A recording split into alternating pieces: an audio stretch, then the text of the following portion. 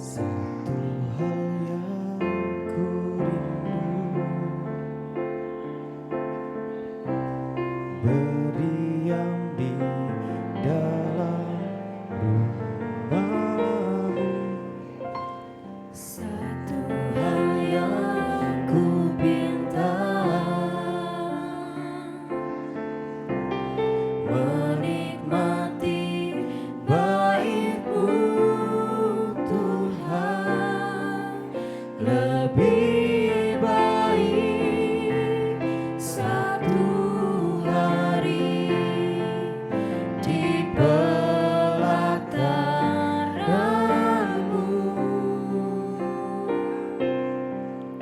daripada 1000 hari di tempat lain.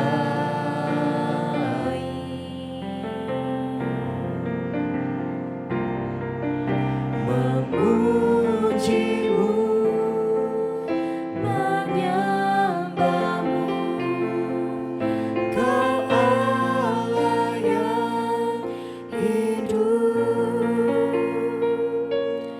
dan menikmati semua kemurahan-Mu.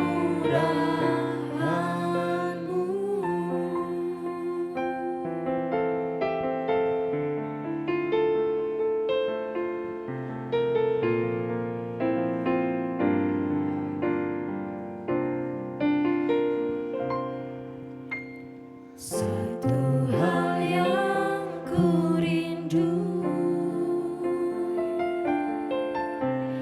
berdiam di dalam rumah-Mu. Satu hal yang ku pinta, menikmati bait-Mu Tuhan. Lebih baik satu hari di pelataran-Mu daripada 1000 hari di tempat lain.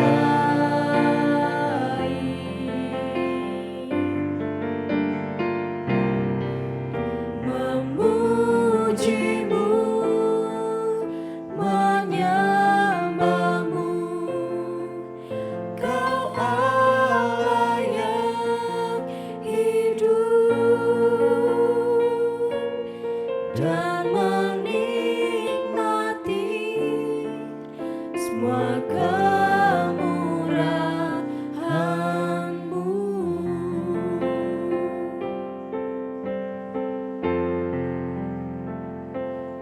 Dan menikmati semua kemurahan-Mu.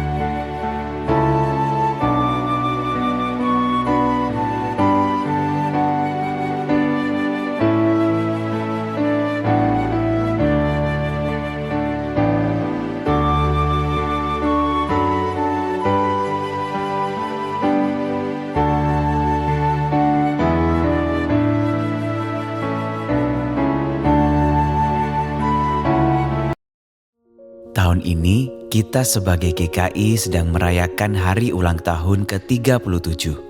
Semoga dengan Alkitab TB2 berlogo GKI yang dilengkapi dengan konfesi GKI dan himna GKI makin memudahkan kita semua memahami teks Alkitab, semakin berderap satu, dan semakin bertumbuh dalam iman. Tujuan dari pembukaan PO Alkitab TB2 ini adalah bagian dari program charity yang diwujud nyatakan dalam bentuk penguatan pelayanan di seluruh jemaat dalam lingkup Sinode GKI. Panitia membuka kembali pesanan Alkitab TB2 berlogo GKI yang dilengkapi dengan konfesi GKI dan himna GKI mulai 24 Agustus hingga 21 September 2025 dan akan ready pada bulan Desember 2025. Lakukan pemesanan melalui link berikut. Informasi selengkapnya silakan menghubungi nomor berikut.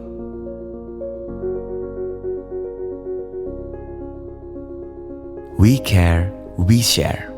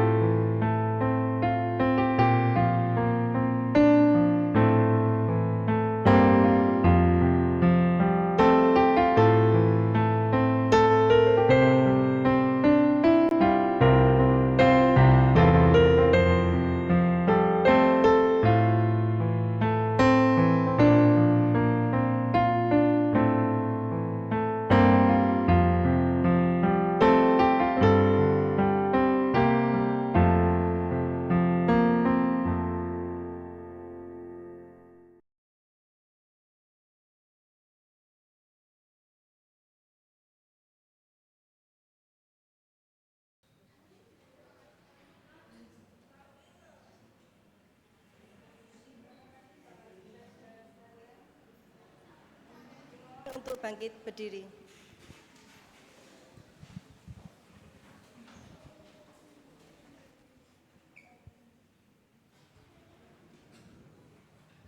Pujilah Tuhan, hai segala bangsa. Megahkanlah Dia, hai segala suku bangsa. Sebab kasih-Nya hebat atas kita. Dan kesetiaan Tuhan tetap untuk selama-lamanya. Haleluya.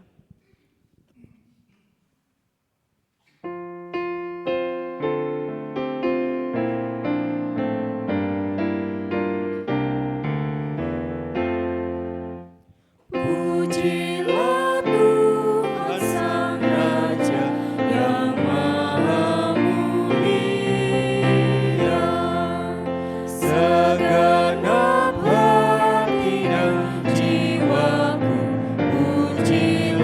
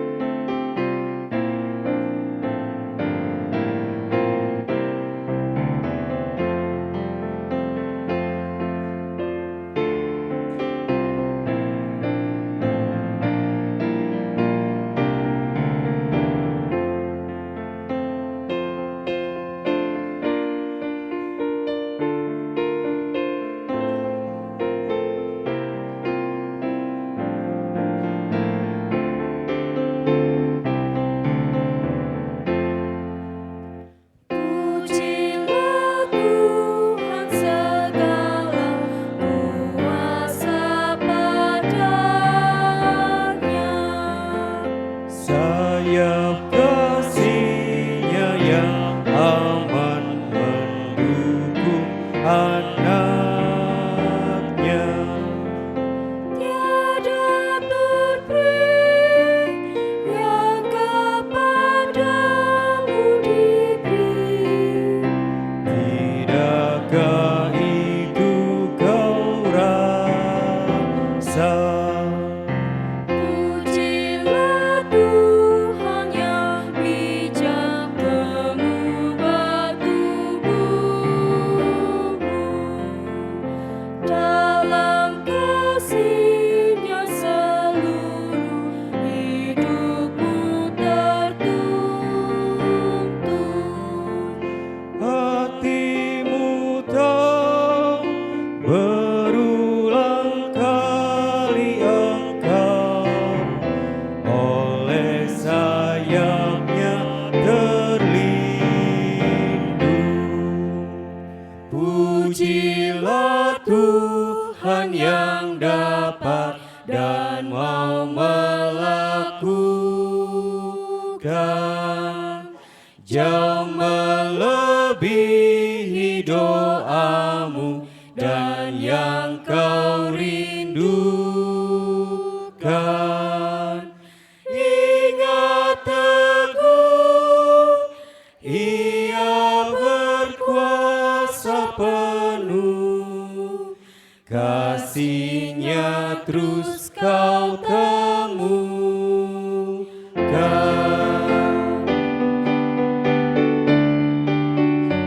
Pujilah Tuhan, hai jiwaku, mari bernyanyi. Semua makhluk bernafas, iringilah kami. Puji terus nama yang Maha Kudus, padukan suaramu, amin.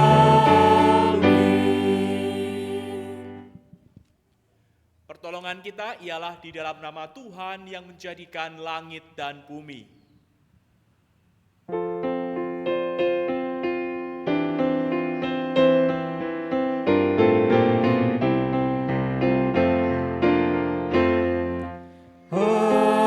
Amin, amin, amin, amin, amin,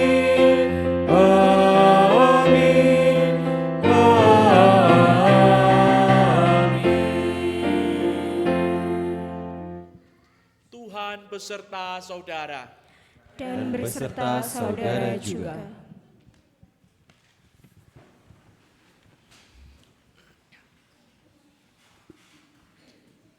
Selamat pagi Bapak Ibu, saudara-saudari yang dikasihi Tuhan. Perkenalkan, saya Pendeta Angga Prasetya, melayani di GKI Karangsaru, Semarang. Nah, kalau gereja tempat saya melayani namanya Karangsaru. Mungkin ada yang bertanya, kenapa nama seperti itu kok dipakai gitu ya? Karangsaru, karang itu berasal dari pekarangan. Saru artinya tidak layak. Jadi dari pekarangan yang tidak layak, berdirilah gereja. Berbeda dengan GKI Kebon Agung. Kebon artinya luas, agung artinya besar. Nah, Karangsaru bertemu dengan Kebon Agung. Ketemunya kapan? Ketemunya saat ini, saat peringatan ulang tahun penyatuan GKI. Dan kiranya persaudaraan di antara saudara-saudara seiman anggota GKI boleh terus terjalin. Bapak Ibu saudara sekalian yang berkesempatan untuk pergi ke kota Semarang, silahkan singgah di GKI Karangsaru. Jangan lupa hubungi saya dulu supaya saya bisa menyiapkan segala sesuatunya gitu ya. Nah Bapak Ibu saudara sekalian, terpujilah Kristus Sang Kepala Gereja. Dia telah mendirikan gerejanya melalui karya penebusan. Dia telah memanggil gerejanya untuk memancarkan terangnya di dalam dunia yang diliputi kegelapan. Secara khusus kita sebagai Gereja Kristen Indonesia terpanggil untuk berkarya.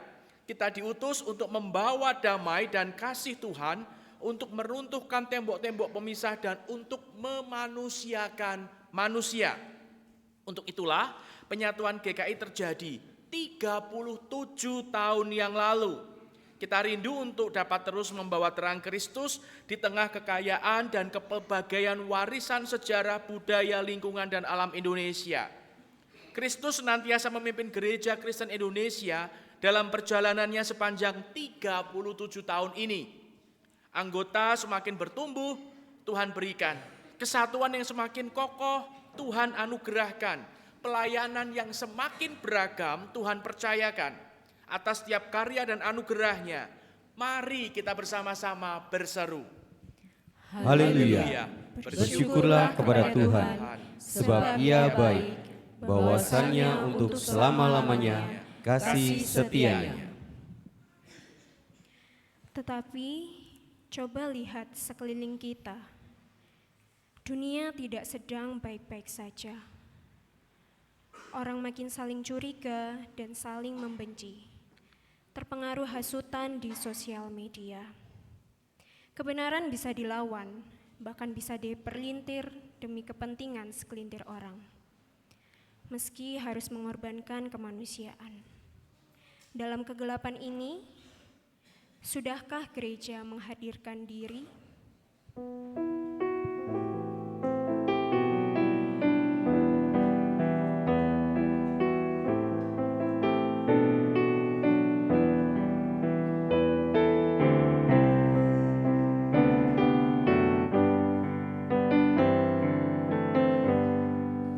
Dalam gelap Kami menanti sinar terang kebenaran-Mu. Jadikanlah kami umat-Mu, cahaya bagi dunia. Kristus terang bersinarlah di hati kami. Kristus terang bersinarlah di gereja-Mu.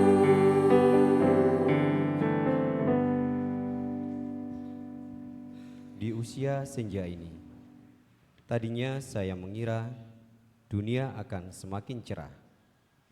Tetapi ternyata dunia masih saja penuh rusuh dan resah. Coba lihat, perang makin melanda. Dari perang tarif sampai perang antar bangsa. Saya khawatir jangan-jangan nanti perang dunia bisa terjadi lagi. Sebab manusia menjadi serigala untuk sesamanya. Tak lagi takut untuk merampas hak hidup orang lain. Orang makin mementingkan kelompoknya sendiri. Dalam ketidakdamaian ini, sudahkah gereja menghadirkan diri?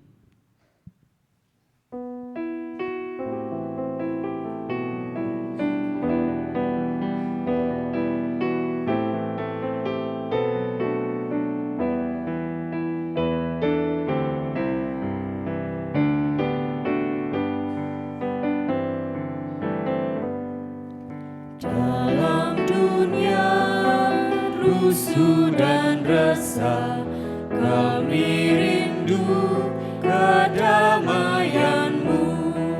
Sabda-Mu kan bebaskan kami menjadi saksi-Mu. Kristus terang bersinarlah di hati kami. Kristus terang bersinarlah di gereja-Mu.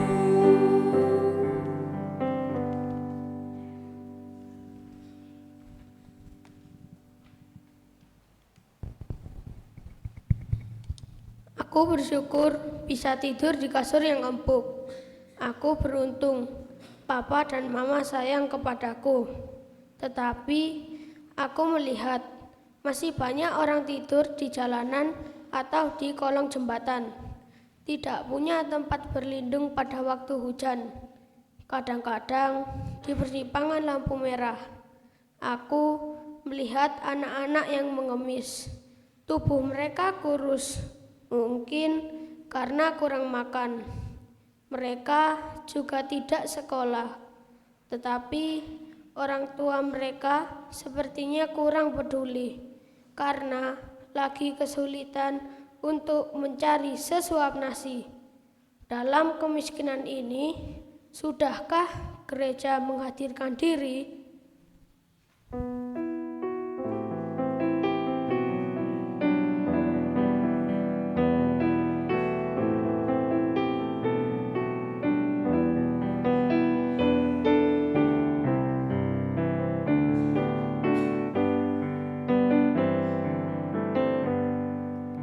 Banyak orang miskin dan bapa merindukan tempat berteduh. Jadikanlah kami bangunan rumah perlindungan.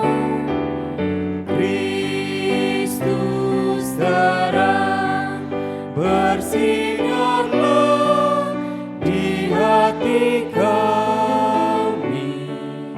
Kristus terang bersinarlah di gerejamu.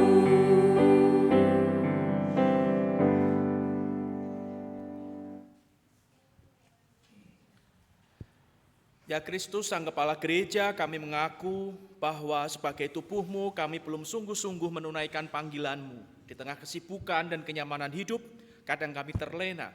Kami kurang memberi perhatian untuk menghadirkan terangmu bagi dunia untuk memanusiakan manusia. Ampunilah kami ya Tuhan, di dalam semangat persatuan yang Engkau anugerahkan bagi gerejamu. Terangilah kami, beranikanlah kami untuk memperjuangkan kemanusiaan dan keadilan bagi seluruh ciptaan. Amin.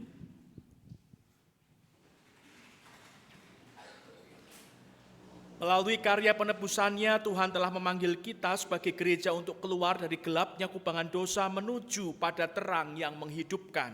1 Petrus 2 ayat 9 menyatakan, tetapi kamulah bangsa yang terpilih, imamat yang rajani, bangsa yang kudus, umat kepunyaan Allah sendiri, supaya kamu memberitakan perbuatan-perbuatan yang besar dari Dia, yang telah memanggil kamu keluar dari kegelapan kepada terangnya yang ajaib. Di dalam Kristus engkau telah diampuni. Di dalam Kristus engkau pun telah diampuni. Damai Kristus bagimu. Damai Kristus bagimu juga.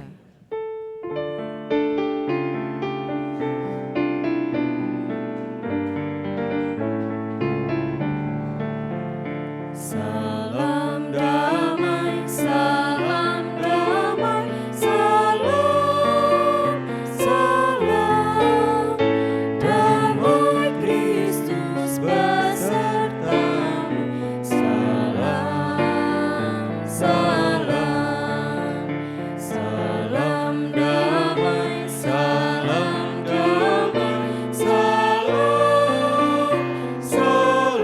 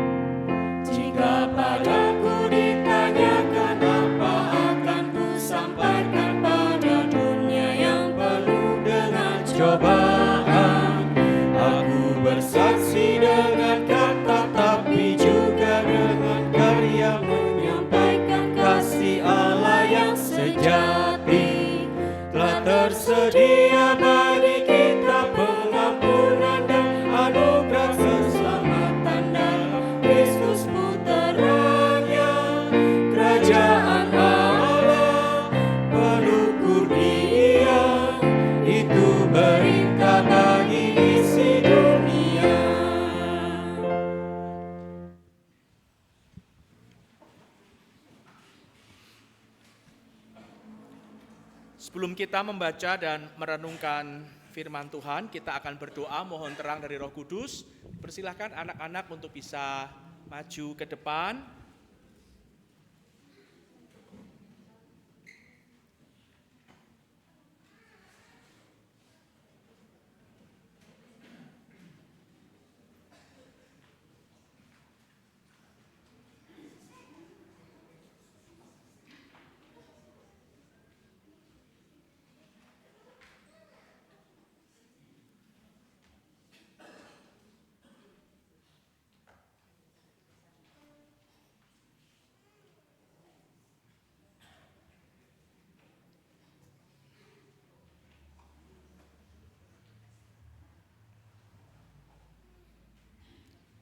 Marilah bersama kita berdoa.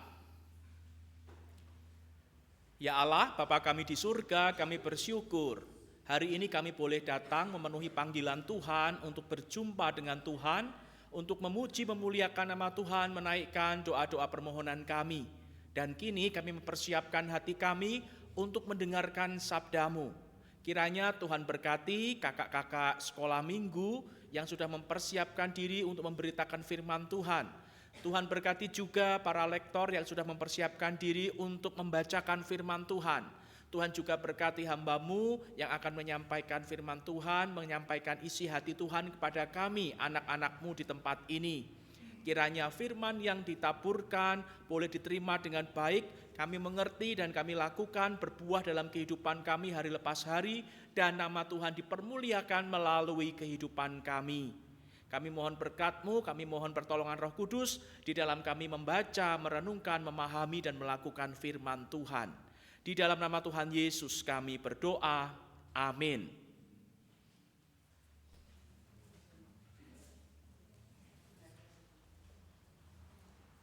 Bacaan pertama menurut Yesaya 58 ayat 9b sampai 14.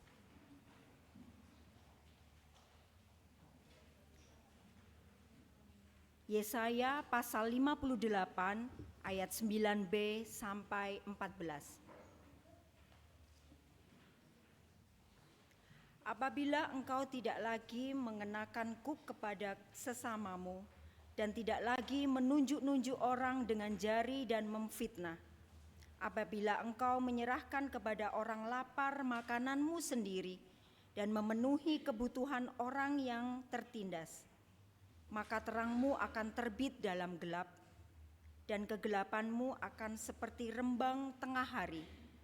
Tuhan akan menuntun engkau senantiasa dan memenuhi kebutuhanmu di tanah yang gersang, serta membaharui kekuatanmu. Engkau akan seperti kebun yang diairi dengan baik, dan seperti mata air yang tidak pernah mengecewakan. Reruntuhan yang sudah berabad-abad akan kau bangun lagi, dan dasar yang diletakkan oleh banyak keturunan akan kau perbaiki. Engkau akan disebut yang memperbaiki tembok yang bolong, yang memperbaiki jalan supaya seluruhnya layak huni. Apabila engkau menahan kakimu pada hari Sabat untuk tidak melakukan urusanmu pada hari kudusku, apabila engkau menyebut hari Sabat hari kesenangan dan hari kudus Tuhan hari yang mulia, apabila engkau menghormatinya dengan tidak menjalankan segala kesibukanmu dan dengan tidak mengurus urusanmu atau membicarakan kepentinganmu, maka engkau akan bersenang-senang karena Tuhan, dan aku akan membuat engkau melintasi puncak bukit-bukit di bumi. Aku akan memberi engkau makan dari milik pusaka Yakub, bapa leluhurmu, sebab mulut Tuhanlah yang mengatakannya. Demikianlah sabda Tuhan.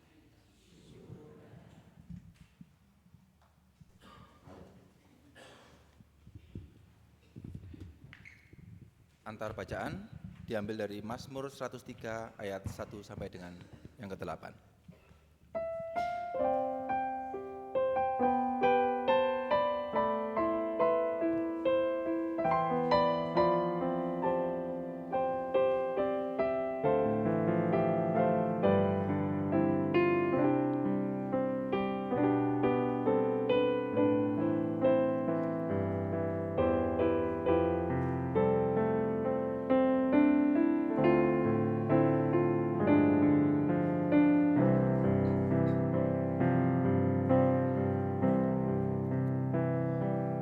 Tuhan itu pengasih dan penyayang, panjang sabar, berlimpah kasih setia, tak selalu Tuhan itu menuntut, tak selamanya Dia mendendam kepada kita.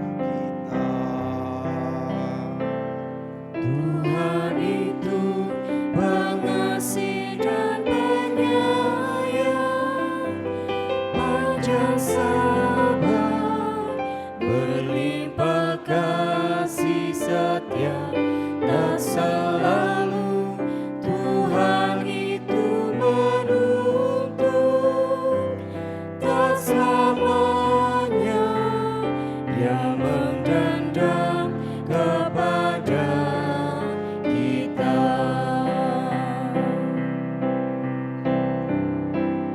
Hai jiwaku, pujilah nama Tuhan yang kudus. Janganlah kau lupakan segala kebaikannya. Dia yang mengampuni segala kesalahanmu. Dia yang menyembuhkan segala penyakitmu. Tuhan itu pengasih dan penyayang, panjang sabar, berlimpah kasih setia, tak selalu Tuhan itu menuntut, tak selamanya Dia mendendam kepada kita.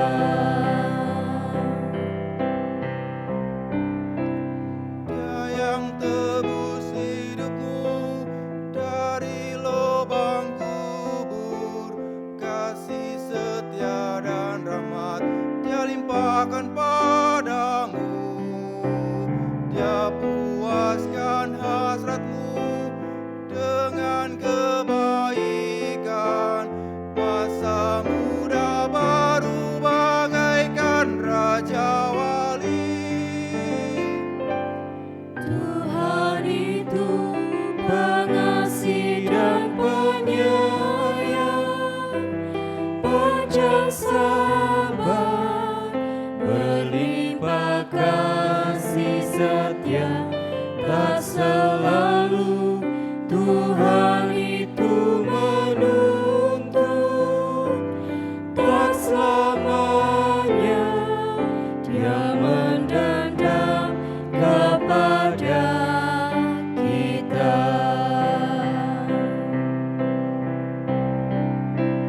Tuhan menjalankan hukum dan keadilan bagi segala orang yang hidup diperas.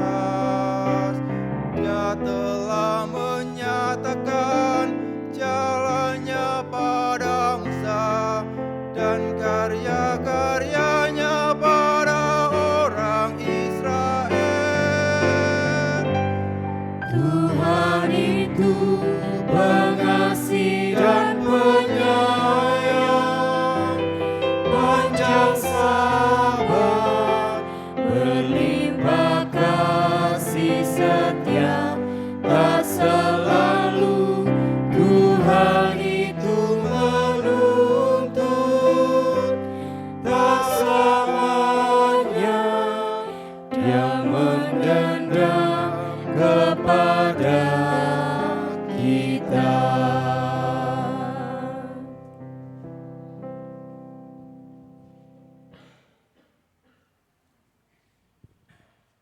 Pembacaan kedua terambil dari Ibrani pasal 12 ayat 18 sampai 29. Ibrani pasal 12 ayat 18 sampai 29. Tanggung jawab yang berat. Sebab kamu tidak datang kepada sesuatu yang dapat disentuh dan api yang menyala-nyala, kepada kekelaman, kegelapan, dan angin badai, kepada bunyi sangkakala dan suara firman yang membuat mereka yang mendengarnya memohon supaya jangan diucapkan lagi perkataan kepada mereka. Sebab mereka tidak tahan mendengar perintah ini. Bahkan jika binatang pun yang menyentuh gunung itu, ia harus dilempari dengan batu. Sungguh mengerikan apa yang dilihat itu, sehingga Musa berkata, "Aku sangat ketakutan dan sangat gemetar." Tetapi kamu sudah datang ke Bukit Sion, ke kota Allah yang hidup, Yerusalem surgawi, dan kepada beribu-ribu malaikat, suatu kumpulan yang meriah, dan kepada jemaat anak-anak sulung yang namanya terdaftar di surga, dan kepada Allah yang menghakimi semua orang, dan kepada roh-roh orang-orang benar yang telah disempurnakan, dan kepada Yesus pengantara perjanjian baru, dan kepada darah percikan yang berbicara lebih kuat daripada darah Habel. Jagalah supaya kamu jangan menolak Dia yang berfirman. Sebab jikalau mereka yang menolak Dia yang memperingatkan mereka di bumi ini tidak luput, apalagi kita, jika kita berpaling dari Dia yang berbicara dari surga. Waktu itu suaranya mengguncangkan bumi, tetapi sekarang Ia memberikan janji, satu kali lagi aku akan mengguncangkan bukan hanya bumi, melainkan langit juga. Ungkapan satu kali lagi menunjuk kepada penggantian dari apa yang terguncangkan, yaitu apa yang dijadikan, supaya apa yang tidak terguncangkan tinggal tetap. Jadi, karena kita menerima kerajaan yang tidak terguncangkan, marilah kita mengucap syukur dan beribadah kepada Allah menurut cara yang berkenan kepadanya, dengan hormat dan takut. Sebab Allah kita adalah api yang menghanguskan. Demikianlah sabda Tuhan. Syukur kepada Allah. Injil Tuhan kita Yesus Kristus menurut Lukas pasal 13 ayat 10 sampai 17. Pada suatu kali Yesus mengajar dalam satu rumah ibadat pada hari Sabat. Di situ ada seorang perempuan yang telah 18 tahun sakit karena dirasuk roh. Punggungnya bungkuk sehingga ia tidak dapat berdiri tegak lagi.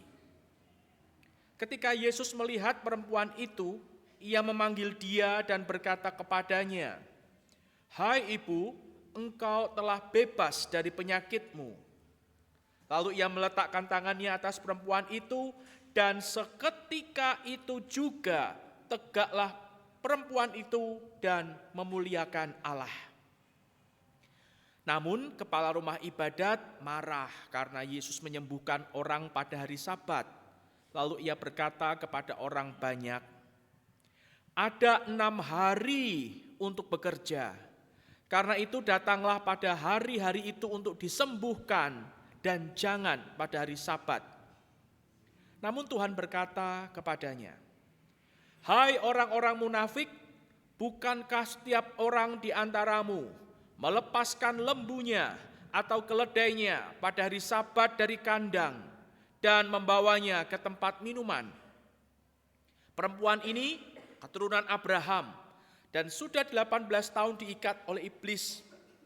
Bukankah ia harus dilepaskan dari ikatan itu pada hari Sabat?"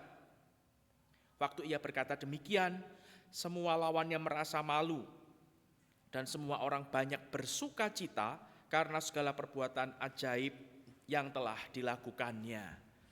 Demikianlah Injil Tuhan kita Yesus Kristus. Berbahagialah mereka yang mendengarkan firman Allah dan yang memeliharanya. Haleluya. Haleluya,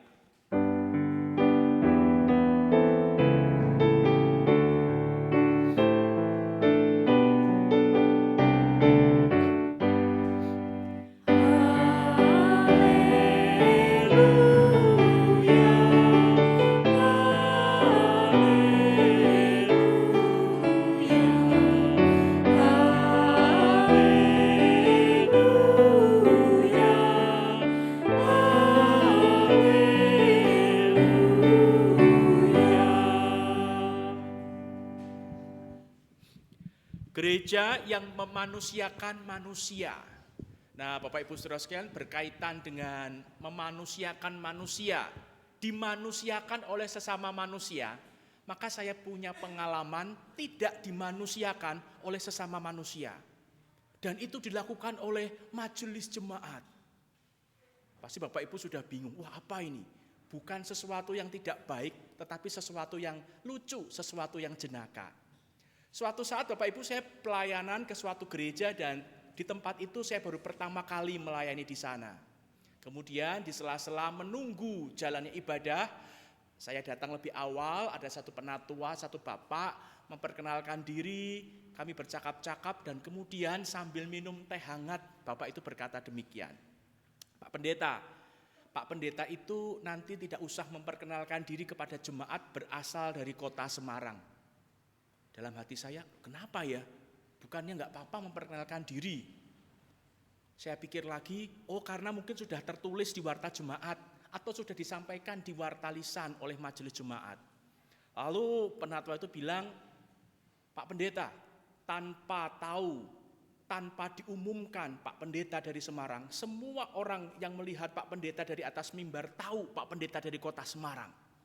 Saya semakin bingung Bapak Ibu Saudara sekalian, ada apa begitu? Kemudian dia berkata, begini loh Pak Pendeta, coba Pak Pendeta berkaca di sebelah sana. Waduh, saya disuruh ngaca. Saya ngaca, enggak ada apa-apa. Kemudian dia berkata begini, Pak Pendeta tidak sadar bahwa muka Pak Pendeta itu bulat seperti kue mochi Semarang. Saya lihat lagi ngaca, oh ya benar juga ya, bunder kayak kue mochi Semarang. Oh begitu ya Pak ya? Iya. Terus ditambah lagi satu Pak Pendeta. Coba Pak Pendeta berkaca lagi. Saya disuruh ngaca lagi Bapak Ibu. Biasa kalau di konsistori itu ada kaca panjang, seperti di konsistori di GKI Kebon Agung ini. Saya lihat lagi apa begitu ya. Pak Pendeta tidak sadar bahwa bentuk tubuh Pak Pendeta itu seperti lumpia Semarang. Saya lihat lagi, oh betul juga ya, berisi begitu. Kemudian saya berpikir, saya mau balas penatua ini. Apa yang kira-kira dia tidak bisa lihat dari diri saya. Kemudian ternyata Roh Kudus menolong saya.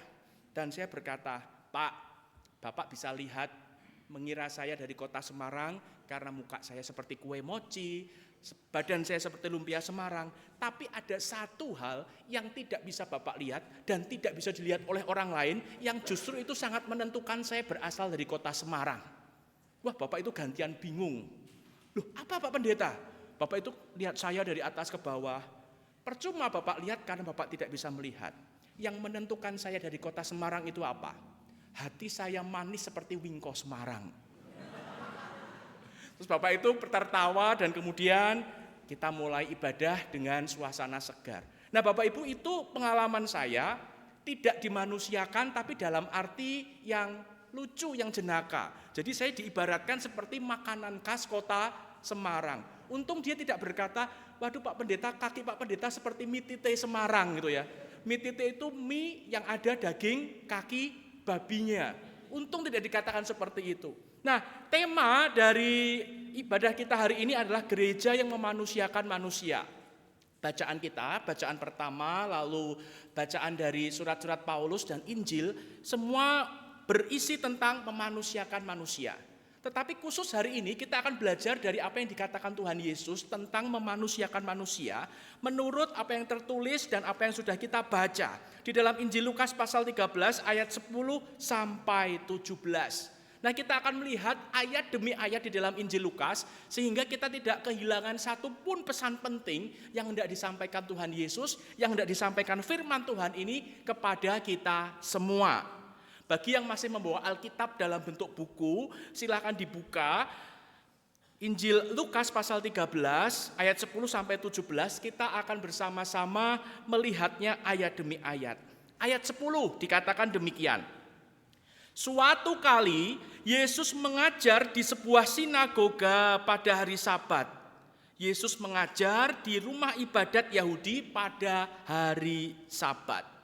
Nah, Bapak Ibu Saudara sekalian, ketika membaca bagian ini, maka saya tertuju pada bagian-bagian lain dalam firman Tuhan dalam Injil. Bukankah biasanya Tuhan Yesus itu seringkali digambarkan, diceritakan, mengajar para muridnya maupun kepada orang-orang yang berkerumun di sekitarnya di tempat terbuka. Misalkan di lembah, di padang rumput, di bibir pantai, bahkan Tuhan Yesus pernah mengajar dari atas perahu. Nah, tetapi di sini dengan jelas dikatakan Tuhan Yesus mengajar di sinagoga, di rumah ibadat orang Yahudi pada hari Sabat. Nah, apa yang hendak dikatakan oleh firman Tuhan ketika menjelaskan dengan rinci bahwa Yesus mengajar di sinagoga, bukan di pantai, bukan di lembah, bukan di padang rumput. Nah, Bapak Ibu Saudara sekalian, ternyata tidak semua orang itu diperbolehkan mengajar berkhotbah di sinagoga. Yang boleh mengajar berkhotbah di sinagoga itu hanya 4. Yang pertama itu rabi, orang yang mengajarkan Taurat, yang menjelaskan tentang tafsiran kitab Taurat dan mengkhotbahkannya kepada umat. Lalu yang kedua disebut sebagai Hasan. Siapa Hasan itu? Hasan itu adalah orang yang mengajar umat untuk dapat membaca Taurat dengan cara dinyanyikan dengan indah. Seperti orang sedang mengaji. Jadi untuk membaca Alkitab, membaca firman Tuhan pada zaman itu dibaca dengan indah, dengan nada-nada tertentu, itu ada yang mengajar. Namanya Hasan. Yang ketiga yang boleh mengajar di sinagoga adalah yang disebut sebagai Sekenim, yaitu mereka yang mengajarkan tentang nasihat, moral, dan etika-etika praktis di dalam kehidupan sehari-hari. Dan yang keempat, yang terakhir, yang diperkenankan mengajar di dalam rumah ibadat Yahudi, mereka yang disebut sebagai Melamed, yaitu mereka yang mengajar untuk membaca huruf-huruf Ibrani. Jadi ini pengajar yang sangat dasar, mengajar setiap orang, anak-anak untuk bisa membaca kitab suci dengan huruf Ibrani dan mengajar mereka untuk menghafalkannya. Ada 4, Rabi, Hasan, Sekenin, Melamed. Yesus diperkenankan mengajar di rumah ibadat Yahudi. Kira-kira dari 4 orang ini, Yesus yang mana Bapak Ibu Saudara sekalian? Ada Rabi, ada Hasan, ada Sekenin, ada Melamed. Yesus yang mana? Yang? Waduh, nggak tahu Pak. Saya belum lahir pada waktu itu gitu ya. Nah, Bapak Ibu Saudara sekalian, jelas Yesus itu adalah yang Rabi. Nah, saudara-saudara, Yesus itu dipanggil Rabi oleh kaum Farisi dan ahli Taurat. Kalau kita baca Injil, maka seringkali ahli Taurat dan orang Farisi ketika hendak mencoba Yesus, menjebak Yesus, mereka memanggil Yesus sebagai Rabi. Dan ternyata seseorang yang dipanggil Rabi itu bukan orang sembarangan. Untuk bisa menjadi seorang Rabi, diakui sebagai Rabi, ternyata harus menempuh pendidikan Yahudi yang sangat panjang, yang sangat berjenjang. Pendidikannya seperti apa? Yang pertama, umur 5 tahun disebut sebagai mikra. Artinya dia harus belajar membaca Taurat. Di umur 10 tahun dia harus belajar Misnah. Di umur 13 tahun dia harus belajar Misfot. Di umur 15 tahun dia harus belajar Talmud. Di umur 20 tahun dia harus belajar Midras. Dan setelah semuanya itu selesai dipelajari, baru umur 30 tahun dia baru boleh mengajar di muka umum dan dia diakui, dianggap sebagai Rabi. Jadi Tuhan Yesus mulai dari umur 5 tahun sampai umur 30 tahun itu menyelesaikan pendidikan agama Yahudi, sehingga pada umur 30 tahun dia tampil dan mengajar. Dia diakui sebagai Rabi oleh orang-orang Yahudi, termasuk oleh ahli Taurat dan orang Farisi. Nah, Bapak Ibu Saudara sekalian, dari sini maka kita bisa menjawab satu pertanyaan yang seringkali diluncurkan oleh banyak orang. Di kitab suci, di dalam Injil, Tuhan Yesus itu dari masa lahir sampai umur 12 tahun diceritakan kisah hidupnya. Tetapi dari umur 12 tahun sampai umur 30 tahun sama sekali tidak diceritakan dia di mana, bersama siapa, melakukan apa. Nah, banyak orang kemudian berkata, Tuhan Yesus itu dulu ketika umur 12 sampai 30 tahun tidak diceritakan kisahnya di dalam Injil, karena sebetulnya Yesus itu pergi jauh ke India Utara, ke Tibet, belajar filsafat-filsafat timur, dan ketika dia sudah belajar filsafat timur dari sana, dia kembali ke Israel, kemudian mengajar sesuai dengan filsafat timur yang sudah dia pelajari di India bagian utara. Itu bagian orang-orang yang mengatakan yang tidak mempelajari Alkitab dengan benar. Dengan diakuinya Yesus sebagai rabi, maka kita tahu bahwa Yesus dipanggil rabi berarti dia menyelesaikan pendidikan agama Yahudi dari umur 5 sampai umur 30 tahun dengan tuntas. Kenapa Alkitab tidak mencatat kegiatan Tuhan Yesus umur 12 sampai umur 30? Karena jelas Yesus dipanggil rabi berarti umur segitu dia sedang belajar. Belajarnya di mana? Belajarnya di Israel bersama dengan para tua-tua Israel, belajar mendalam firman Tuhan. Bukan pergi ke Tibet, bukan pergi ke sana kemari, tetapi dia belajar firman Tuhan di Israel. Nah, Bapak Ibu Saudara sekalian, kemudian kita melihat ketika Tuhan Yesus itu dipanggil rabi, dia boleh khotbah di dalam sinagoga, maka kita mengetahui bahwa Tuhan Yesus itu berpendidikan yang sangat memadai tentang Taurat, dan dia diakui oleh pengajar tidak hanya oleh murid-muridnya tetapi oleh lawan-lawannya, yaitu orang Farisi dan ahli-ahli Taurat. Jadi kita jangan meragukan tentang pemahaman Yesus tentang Taurat. Pemahamannya begitu dalam, pemahamannya begitu luar biasa, dia belajar dengan luar biasa. Dan kita lanjutkan di ayat yang 11. Dikatakan demikian, di sana ada seorang perempuan yang kerasukan roh sehingga membuatnya sakit selama 18 tahun. Punggung perempuan itu bungkuk sehingga tidak dapat berdiri tegak. Diceritakan ada seorang perempuan yang hidupnya dikuasai roh jahat sehingga dia menderita satu penyakit yang membuat dia bungkuk dan tidak bisa berjalan tegak. Dari sini kita belajar ada satu informasi penting dari firman Tuhan bahwa roh jahat ternyata bisa menguasai hidup seseorang, mempengaruhi hidup seseorang, bahkan bisa mempengaruhi hidup seseorang itu menjadi tidak baik. Artinya mengalami sakit fisik. Perempuan ini hidupnya dikuasai oleh roh jahat selama 18 tahun sehingga dia bungkuk dan tidak bisa berjalan tegak. Jadi salah satu sumber penyakit, salah satunya adalah roh jahat. Tetapi tidak semua penyakit berarti dari roh jahat. Dan jangan buru-buru menyimpulkan bahwa ketika seseorang itu sakit, wah ini karena roh jahat. Karena banyak orang yang sakit bukan karena roh jahat, tapi karena pola hidupnya sendiri. Sudah tahu darah tinggi, tensinya tinggi, kolesterolnya tinggi. Main ke Semarang mau nemui pendeta Angga.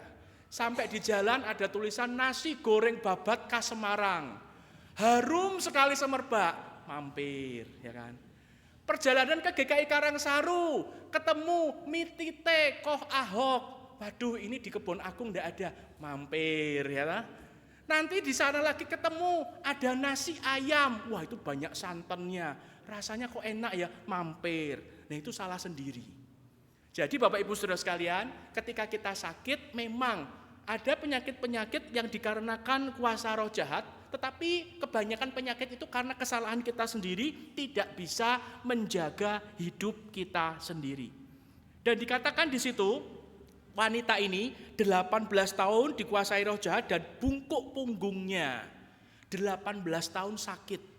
Ini bukan waktu yang sebentar, dan banyak penafsir mengatakan wanita ini beserta keluarganya pasti sudah menjalani pengobatan dari satu tempat ke tempat lain, dari satu tabib ke tabib yang lain, tetapi rupanya selama 18 tahun dia berusaha tidak menampakkan hasil apapun. Kesana kemari tidak sembuh. Menariknya Bapak Ibu, 18 tahun sakit sampai bungkuk, itu kan mempengaruhi penampilan fisiknya. Wanita ini tetap datang beribadah ke sinagoga, ke rumah Tuhan. Dia tidak malu, dia sakit. Dia tidak malu kalau penampilan fisiknya sekarang berubah. Dia tidak marah kepada Tuhan. Dia tetap setia beribadah pada Tuhan. Dia berharap akan kesembuhan dari Tuhan yang suatu saat dia yakini pasti akan dia terima. Dan ketika pengharapan itu terus hidup di dalam hidupnya, dia tetap setia beribadah kepada Tuhan, Tuhan melihat dan ketika Tuhan hadir di tengah-tengah, Tuhan menyembuhkan. Bayangkan ketika wanita itu karena sakit punggungnya jadi bungkuk, tidak bisa beraktivitas seperti sedia kala, penampilannya tidak lagi menarik, kemudian dia menarik diri dari gereja, tidak mau datang ibadah pada waktu itu, maka kemungkinan dia tidak akan pernah disembuhkan karena dia tidak akan pernah berjumpa dengan Yesus. Tetapi dengan segala keberadaannya, dengan segala kelemahannya, dia tetap setia beribadah kepada Tuhan, maka suatu hari dia akan berjumpa dengan Kristus dan dia disembuhkan. Jadi Bapak Ibu Saudara sekalian, bagaimanapun keadaan kita, bagaimanapun kelemahan tubuh yang kita alami, semasa kita masih kuat, masih bisa datang beribadah, jangan undur dari persekutuan ibadah. Tetaplah hadir di dalam ibadah, karena di dalam ibadah Tuhan akan mencurahkan berkat-Nya kepada kita. Di dalam ibadah ada saudara-saudara seiman yang akan menguatkan kita, sehingga kita tidak mengalami putus asa. Nah, melalui sikap wanita yang sakit selama 18 tahun ini, kita diingatkan, jangan pernah undur dari ibadah, walaupun mungkin dulu rambut kita yang tebal, kemudian jadi botak. Walaupun dulu mungkin kita yang badannya segar, gempal, sekarang jadi kurus, kering. Walaupun dulu mungkin bisa jalan dengan lincah ke sana kemari, sekarang harus menggunakan kursi roda. Jangan putus asa, jangan pernah menjauhkan diri dari ibadah. Jangan malu untuk datang ke rumah Tuhan karena Tuhan menerima kita apa adanya. Dan dengan terus setia kepada Tuhan, Tuhan akan memberikan pemulihan kepada kita. Itu hal yang kedua. Selanjutnya di ayat 12 dikatakan demikian. Ketika Yesus melihatnya, dia memanggil perempuan itu dan berkata, "Hai perempuan, kamu sudah dibebaskan dari penyakitmu." Nah, dari kisah ini Bapak Ibu Saudara sekalian, kita melihat bahwa ternyata perempuan itu ketika berada di rumah ibadat dan ketika ada Yesus di tengah-tengahnya, dia tidak berteriak-teriak, "Yesus sembuhkan aku, Yesus tolong aku." Tidak. Dia mengikuti ibadah itu dengan biasa, tetapi Tuhan yang hadir di dalam ibadah itu tahu setiap anaknya yang hadir di tengah-tengah ibadah. Tuhan tahu pergumulan setiap anaknya yang hadir di tengah-tengah ibadah. Dan ketika Tuhan tahu pergumulan anak-anaknya yang hadir di tengah-tengah ibadah, Tuhan tidak tinggal diam. Tuhan tahu ada wanita yang sudah sakit 18 tahun sampai bungkuk, maka Tuhan bertindak, kemudian Tuhan berkata, "Hai perempuan, kamu sudah dibebaskan dari penyakitmu." Tuhan menyembuhkan. Bapak Ibu Saudara sekalian, mungkin di antara kita saat ini ada yang berbeban berat mengalami berbagai macam pergumulan hidup. Terlebih lagi saat ini ekonomi tidak baik-baik saja, kehidupan masyarakat juga sedang tidak baik-baik saja. Ada banyak beban hidup yang membuat kita kadang-kadang enggan untuk datang beribadah ke gereja. Maka hari ini Tuhan mengingatkan kita, apapun yang engkau alami di dalam kehidupanmu, seberat apapun pergumulan yang sedang engkau alami, jangan undur dari gereja, tetaplah hadir beribadah, karena Tuhan yang hadir di dalam ibadah ini, Tuhan tahu pergumulan setiap kita dan Dia akan bertindak sesuai dengan rencananya untuk kebaikan kita. Seperti ketika wanita yang 18 tahun sakit itu tidak ngomong apa-apa, tidak berteriak kepada Yesus, tapi Yesus tahu dia butuh pertolongan Yesus dan Yesus menyembuhkan dia. Nah, Bapak Ibu Saudara sekalian, dari bagian ini kita dapat belajar satu hal, yaitu Yesus berkuasa mengatasi atas roh-roh jahat yang ada. Ketika wanita ini 18 tahun dikuasai roh jahat, Yesus bersabda, roh jahat itu menyingkir dan wanita ini sembuh. Yesus mampu melepaskan seseorang dari kuasa roh jahat. Oleh karena itu, jikalau kita mengalami gangguan-gangguan dari roh jahat, datang kepada Yesus. Jangan datang kepada yang lain.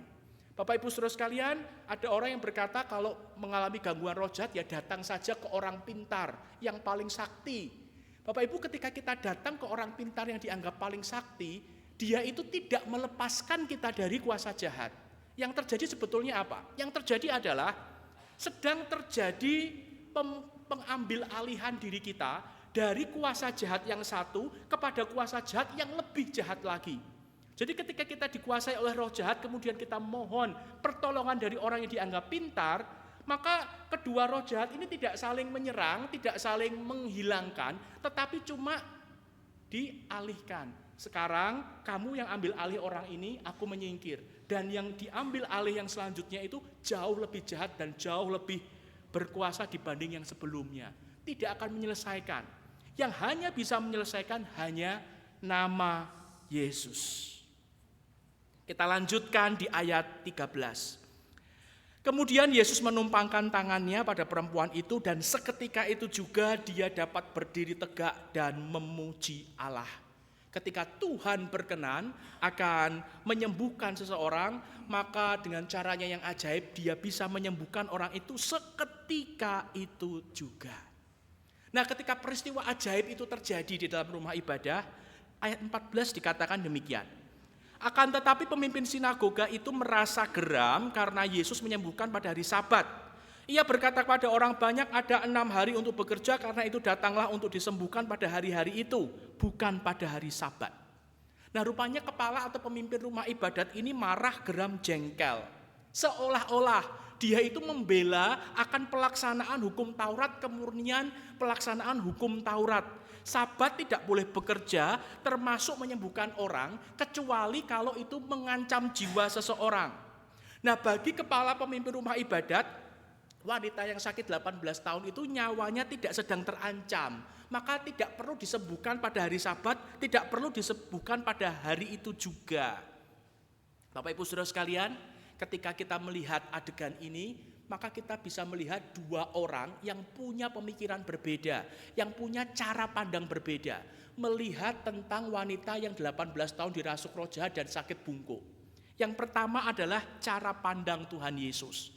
Di mata Tuhan Yesus, wanita ini perlu segera ditolong karena dia sudah lama sekali menderita dan tidak akan ada yang bisa menolongnya selain Yesus sendiri. Mengapa Tuhan Yesus punya pandangan seperti itu? Karena Tuhan Yesus menempatkan dirinya sebagai wanita yang menderita 18 tahun itu. Coba bayangkan Bapak Ibu menempatkan diri sebagai seorang wanita yang 18 tahun menderita dirasuki roh jahat sampai bungkuk. Apa yang ada di dalam pikiran dan hati Bapak Ibu? Pengennya adalah segera untuk disembuhkan, dipulihkan. Dan Tuhan Yesus tahu itu. Tuhan Yesus menempatkan dirinya sebagai wanita itu. Tetapi kepala sinagoga, kepala rumah ibadat itu tidak menempatkan diri sebagai wanita itu.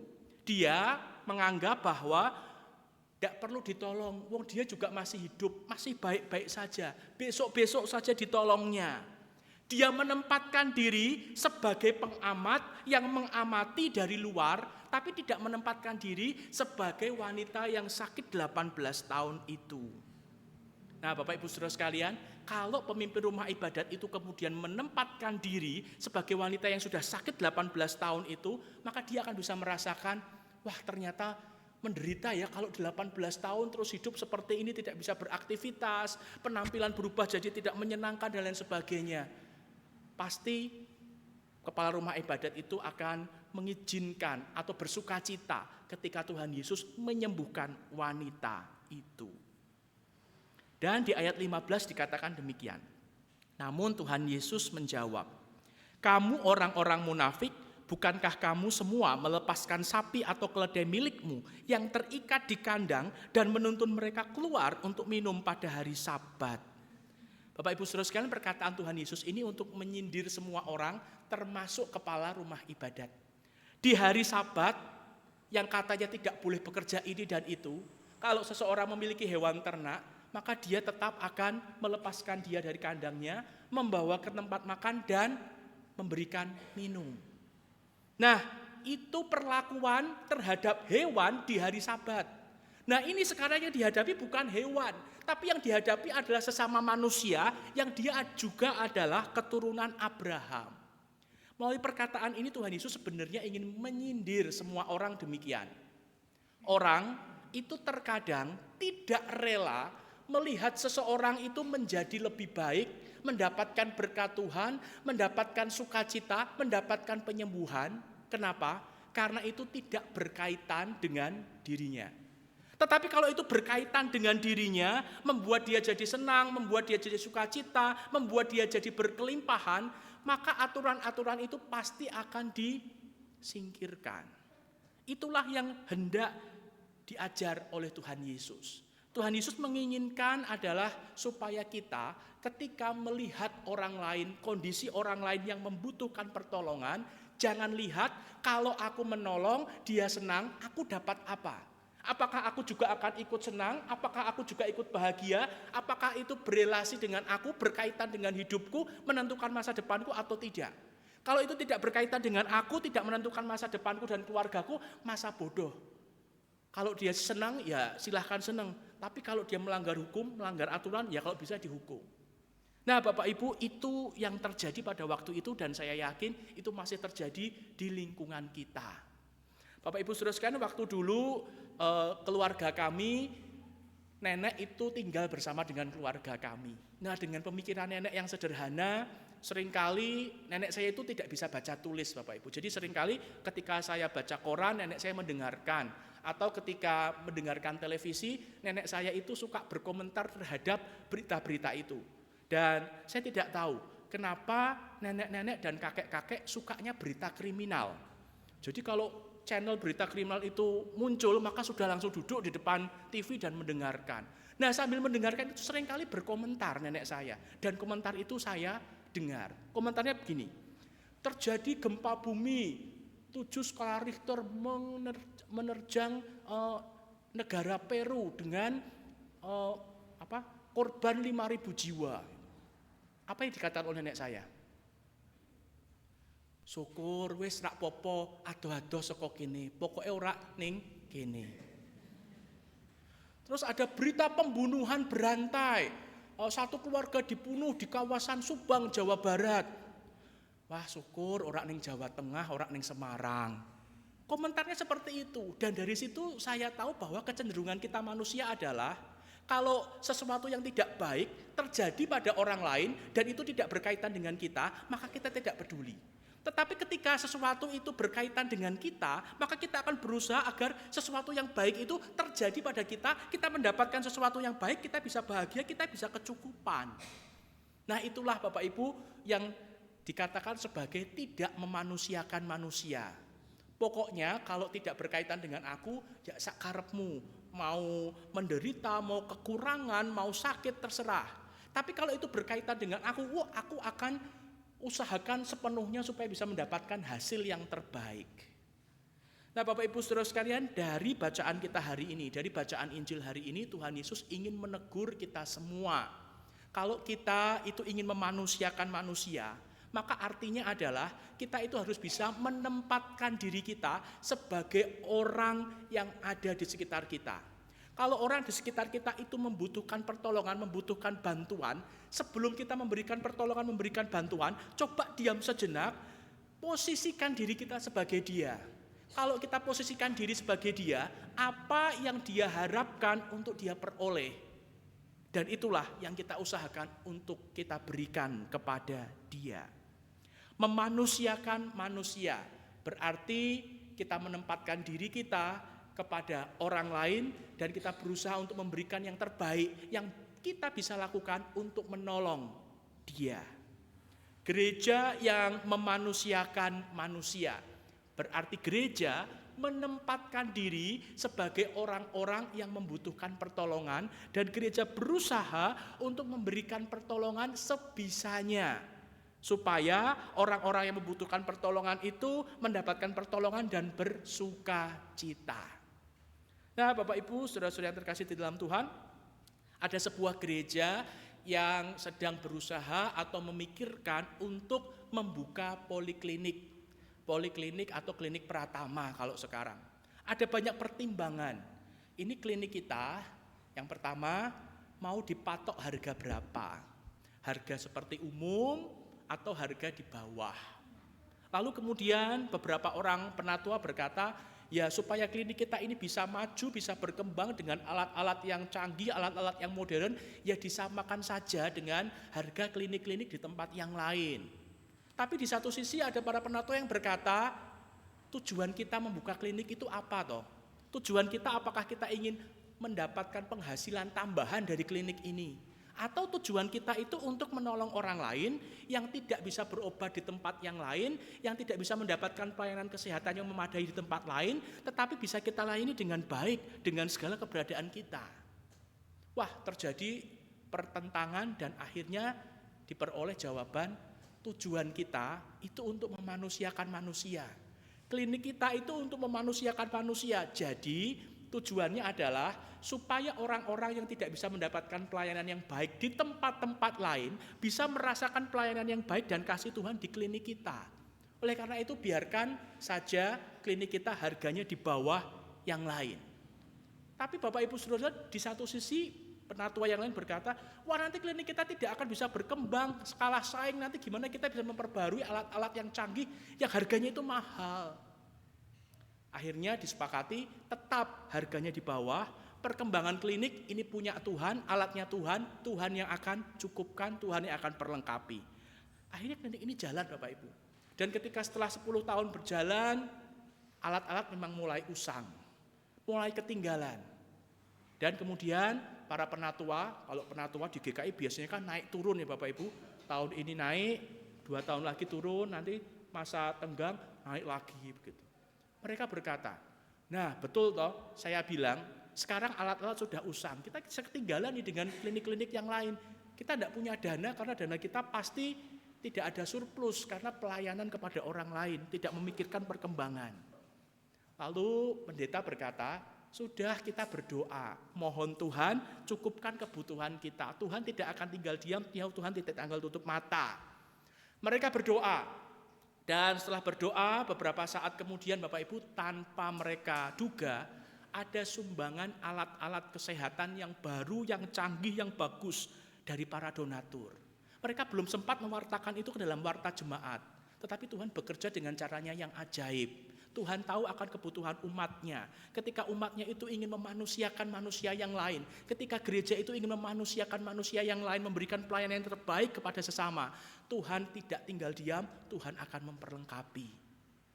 Dan kiranya kita semua anggota jemaat GKI Kebon Agung dan gereja GKI Kebon Agung juga terus berusaha untuk memanusiakan manusia.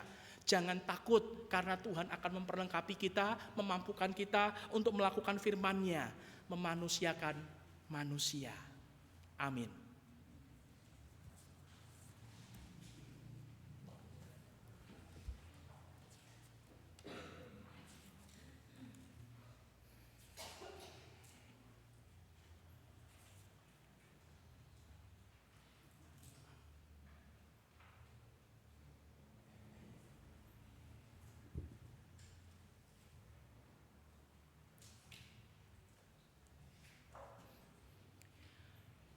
Umat Tuhan, kita telah dipersatukan dalam gerejanya untuk melanjutkan misi Allah. Marilah kita berkarya, penuhilah dunia dengan luapan cinta kasih-Nya. Marilah kita jadikan gereja ini rumah bagi setiap orang, rumah yang aman, rumah yang penuh cinta, tempat berbagai tawa dan air mata, tempat firman Tuhan ditaburkan, tempat orang asing dan tersisih dirangkul dan dilayani, tempat di mana setiap orang diindahkan dan kisah mereka didengarkan. Marilah kita menjadi gereja yang memanusiakan manusia, memulihkan sesama ciptaan, dan memuliakan Sang Pencipta.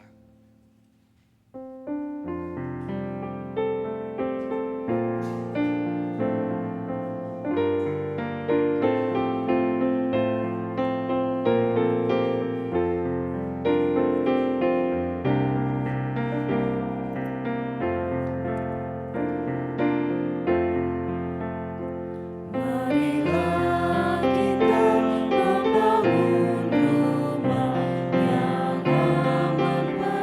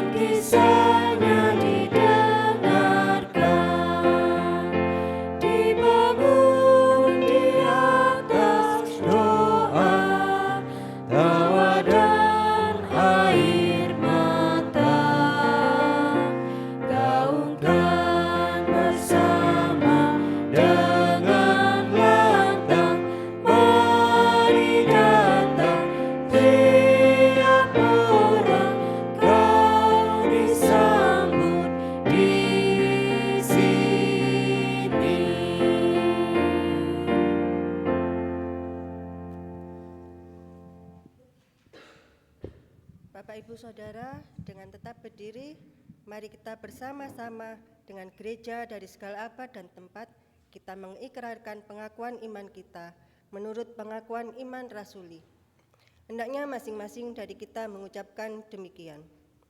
Aku percaya kepada Allah, Bapa yang Maha Kuasa, langit dan bumi, dan kepada Yesus Kristus, Anaknya yang tunggal Tuhan kita, yang dikandung dari Roh Kudus, lahir dari anak darah Maria, yang menderita sengsara di bawah pemerintahan Pontius Pilatus, disalibkan, mati dan dikuburkan, turun ke dalam kerajaan maut.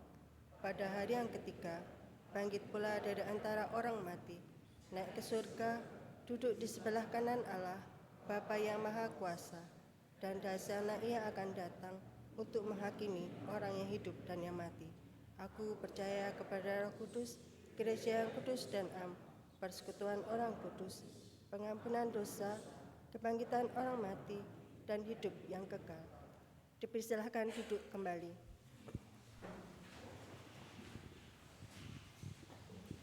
Marilah kita naikkan doa-doa permohonan kita dan nanti kita akan akhiri dengan menyanyikan doa Bapa kami. Mari kita berdoa.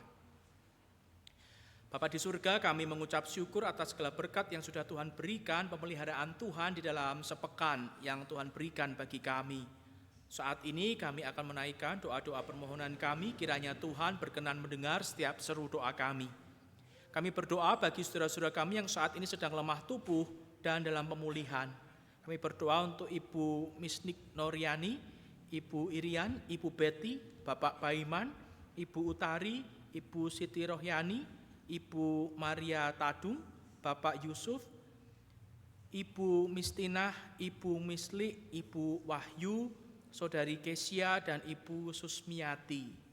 Engkau tahu apa yang jadi kerinduan mereka, kiranya Tuhan mendengar setiap seru mereka, Tuhan pulihkan mereka melalui berbagai perawatan, obat-obatan yang diberikan, juga Tuhan pulihkan semangat mereka melalui perhatian dari kami sesama saudara seiman, perkunjungan yang kami lakukan, semuanya itu boleh membawa pemulihan bagi mereka semua. Kami berdoa bagi bangsa dan negara kami Indonesia. Kami berdoa untuk pemerintah kami, Presiden Prabowo dengan segenap jajaran menteri.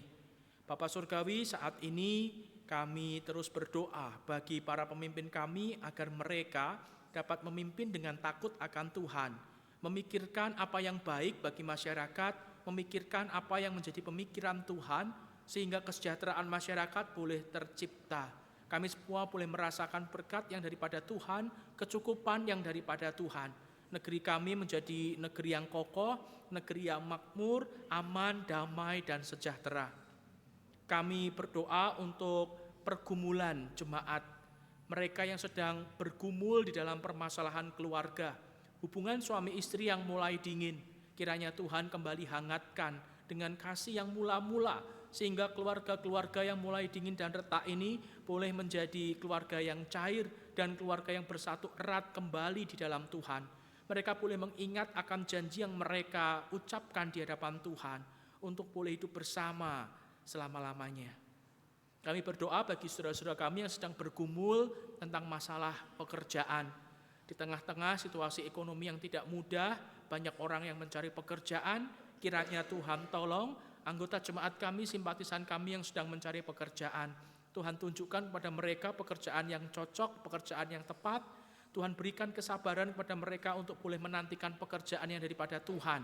Dan jikalau Tuhan berkehendak lain, agar mereka boleh menciptakan lapangan pekerjaan sendiri, kiranya Tuhan sendiri akan mencukupkan, Tuhan sendiri akan memampukan, Tuhan sendiri akan berikan hikmat, sehingga mereka boleh bekerja sendiri, mencukupi kebutuhan hidup keluarga dan kebutuhan diri sendiri.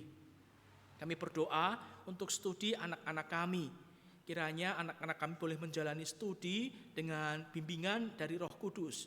Dengan penuh kejujuran mereka boleh menjalani studi mereka, sehingga prestasi yang mereka capai tidak hanya membanggakan kami sebagai orang tua, tetapi membanggakan Tuhan, karena semuanya itu mereka capai dengan kejujuran dan takut akan Tuhan. Kami berdoa untuk gereja kami, GKI Kebon Agung.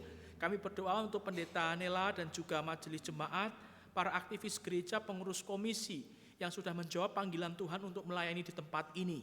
Kiranya Tuhan yang memanggil, Tuhan juga yang memperlengkapi mereka dengan segala sesuatu yang diperlukan, sehingga pelayanan mereka boleh berjalan dengan baik dan jadi berkat bagi kami semua. Setiap program pelayanan yang dirancangkan boleh membawa damai sejahtera dan boleh membawa pertumbuhan kerohanian bagi umat Tuhan di tempat ini. Kami berdoa untuk jemaat yang berulang tahun, kami bersyukur Tuhan sudah tambahkan kesempatan untuk menikmati hari yang Tuhan berikan. Tuhan yang sudah menyertai mereka di hari-hari yang lalu, kiranya Tuhan juga yang akan terus menyertai mereka menapaki hari depan bersama dengan Tuhan. Tuhan beri sehat, Tuhan beri kecukupan untuk boleh terus melayani Tuhan.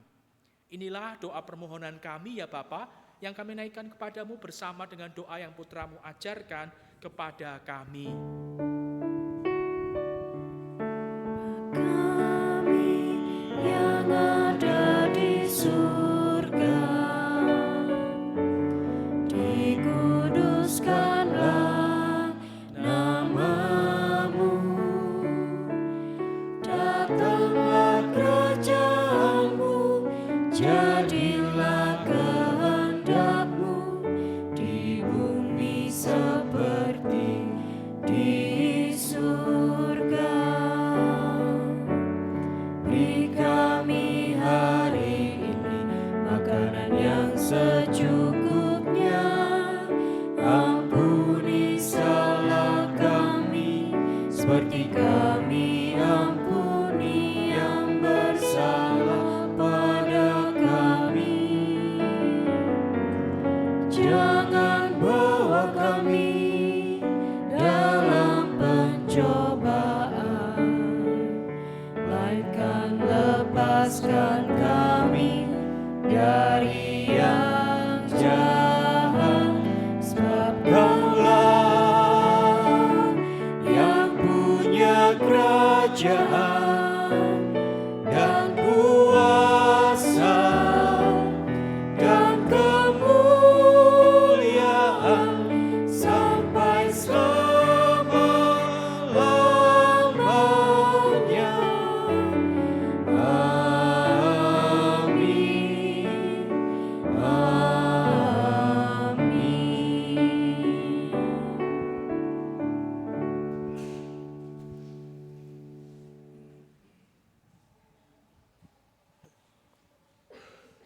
Bapak, Ibu, dan jemaat sekalian, kini saatnya bagi kita untuk mengungkapkan syukur atas pemeliharaan dan pimpinan Tuhan kepada kita dengan memberikan persembahan. Ingatlah firman Tuhan dalam Ibrani 13 ayat 15-16. Sebab itu, marilah kita melalui Dia senantiasa mempersembahkan kurban syukur pada Allah, yaitu ucapan bibir yang memuliakan nama-Nya. Janganlah kamu lalai untuk berbuat baik dan memberi bantuan, sebab kurban-kurban yang demikianlah yang berkenan kepada Allah. Petugas pengedar kantong persembahan dari lingkungan D.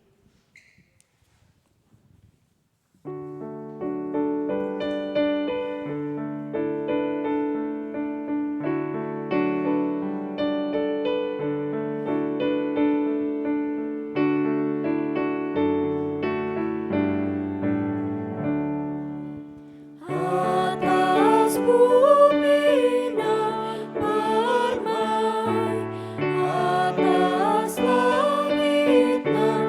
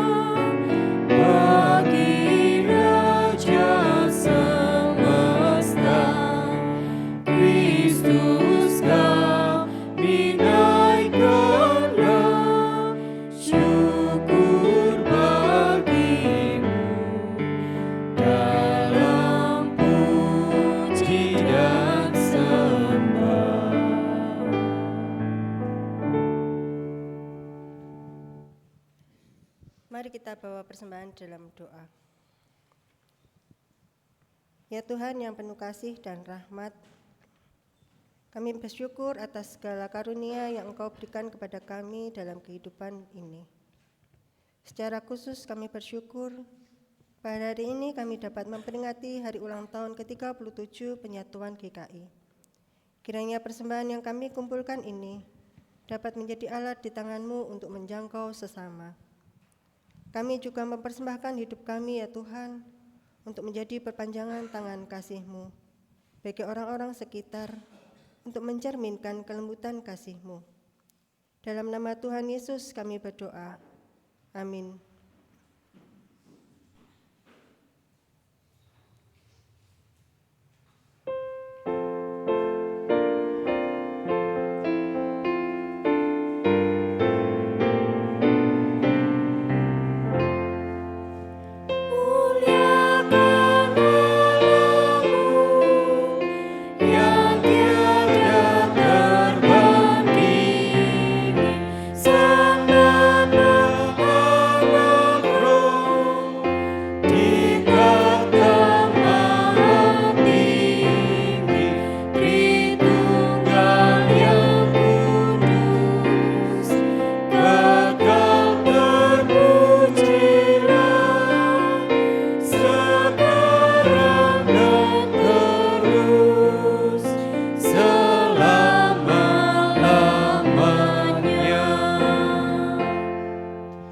Yang dikasihi Tuhan, wujudkanlah kasih yang memulihkan, pancarkanlah terang yang menghidupkan, dan hadirkanlah gereja yang memanusiakan manusia. Biarlah dunia mengenal Allah melalui cara gerejanya memperlakukan sesama ciptaan. Marilah kita berlaku adil, mencintai kesetiaan, dan hidup dengan rendah hati di hadapan Tuhan. Itulah ungkapan syukur kita atas tubuh Kristus yang telah dipersatukan.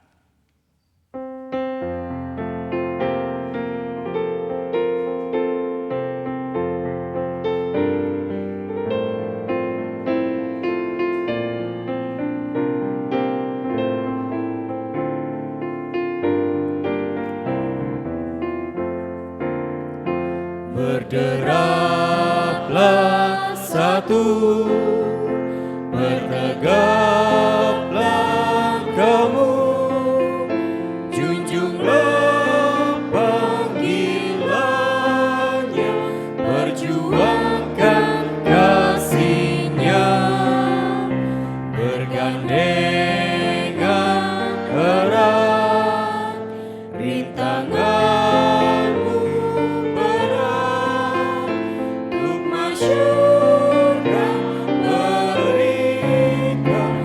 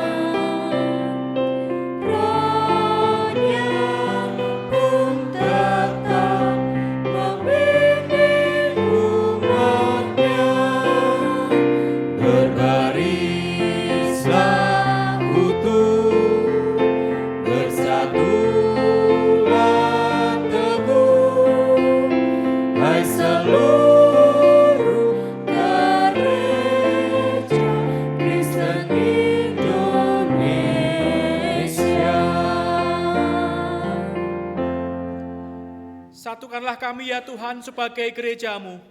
Kami siap memenuhi dunia dengan cinta kasih-Mu.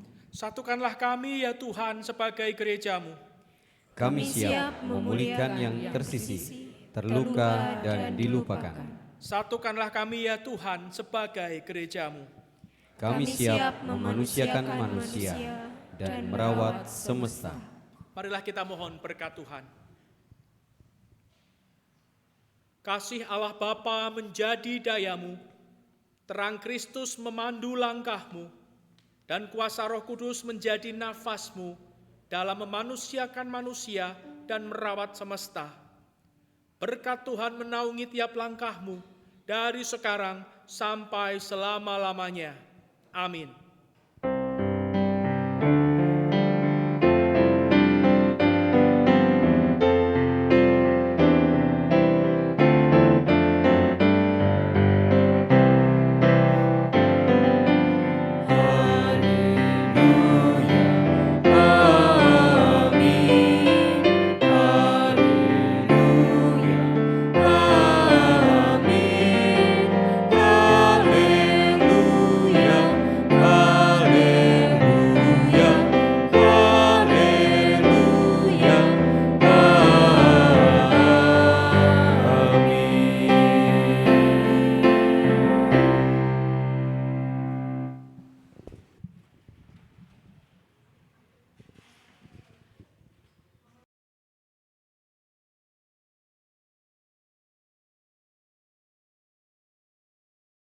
Ucapan terima kasih.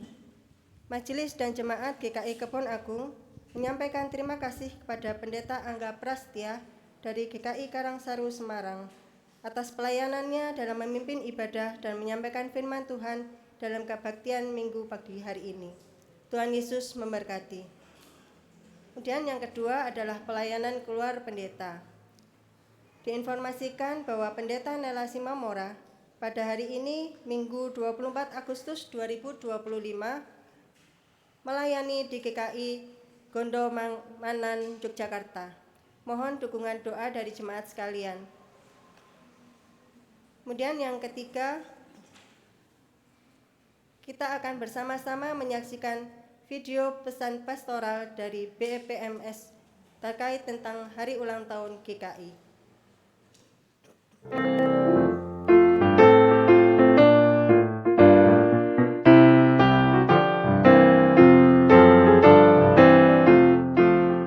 Bapak, Ibu, saudara-saudara, anak-anak, anggota dan simpatisan GKI yang dikasihi dan mengasihi Tuhan, salam sejahtera.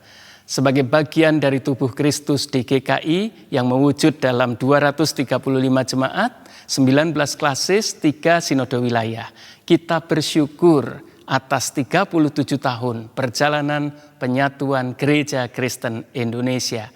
Tuhan baik, di dalam kebaikan kasih setianya itulah kita telah dirawat kemarin, hari ini, dan selama-lamanya.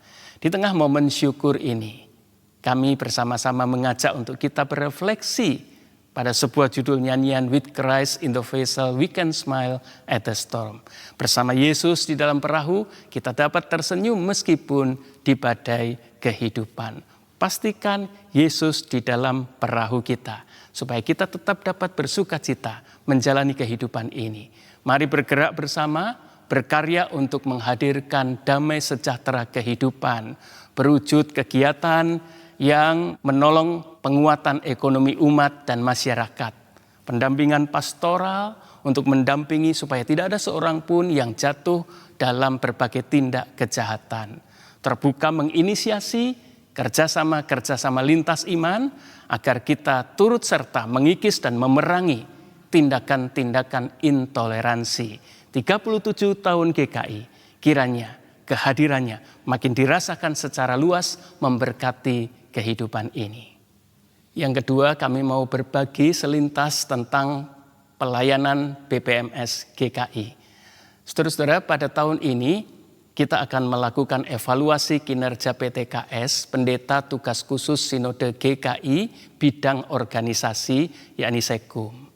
Menyadari hal ini berarti kita sedang berada dalam masa mempersiapkan struktur dan personalia BPMS periode yang akan datang 2026-2030. Kami mengajak semua jemaat untuk turut mendoakan agar Tuhan sendiri yang mengutus para pekerjanya, anggota-anggota jemaat terbaik untuk turut berkiprah di ruang lingkup yang lebih luas termasuk BPMS GKI. Kami juga mengundang untuk saudara-saudara memberikan dukungan dengan merelakan orang-orang terbaik untuk turut berkarya di ranah dan ruang lingkup yang lebih luas. Kami bersyukur pembangunan tahap pertama kantor Sinode di BSD boleh dituntaskan dengan diterbitnya sertifikat layak fungsi, sertifikat yang dibutuhkan untuk kegiatan operasional di sana. Juga kami bersyukur untuk semua dukungan jemaat yang sudah dilakukan sehingga pembelian rumah pastori di Perumahan Gading Serpong boleh dilakukan. Dari rencana kita membeli 2 rumah untuk PTKS kita. Dan sekarang sedang dilakukan tahap renovasi, diharapkan Januari tahun depan rumah tersebut bisa ditempati sehingga bisa mengurangi biaya operasional yang selama ini ada. Kami mengharap dukungan jemaat yang sudah diberikan untuk boleh menuntaskan semua rencana ini. Terima kasih. Yang ketiga, pada akhirnya jemaat yang terkasih, kami bersama-sama mengajak seluruh ruang lingkup sebagai Gereja Kristen Indonesia yang diutus untuk berkarya di tengah kehidupan yang bergumul dan berjuang. Mari kita hadirkan tata kelola persekutuan, kesaksian dan pelayanan yang lebih baik dari waktu ke waktu, agar kita makin menjadi berkat di tengah kehidupan ini. Selamat ulang tahun, Tuhan Yesus memberkati. Amin.